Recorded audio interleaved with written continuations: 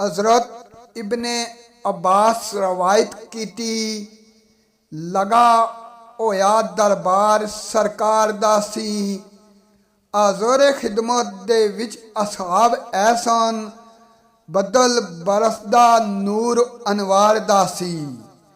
बनु सलीम कबीले दा एक बंदा नारा आन बेअदबी दा मारदा सी। सख्त लफ्ज हजूर नू के इसने कब्जा खिंचदा उमर तलवार दा सी। गुस्सा चढ़िया सी कुल असहाब ताई बैरे गजब वाला ठाठा मारदा सी। कुछ ना आखो इस नादान ताई होया हुक्म मदनी ताजदार दा सी। सोने नाल प्यार तौहीद दसी होया उसते असर गुफ्तार दासी। निवीदान करके मुसलमान होया पटा गले दे विच पिया प्यार दासी।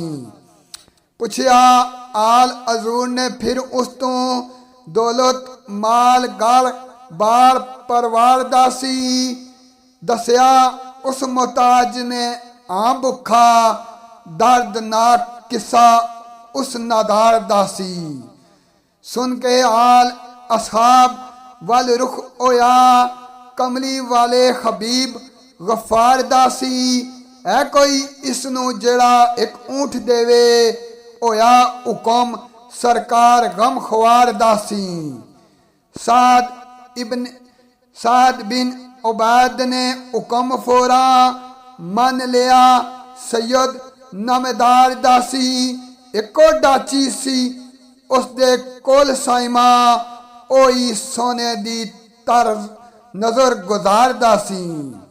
एको डाची सी उसदे कोल साइमा ओई सोने दी नजर गुजार दासी।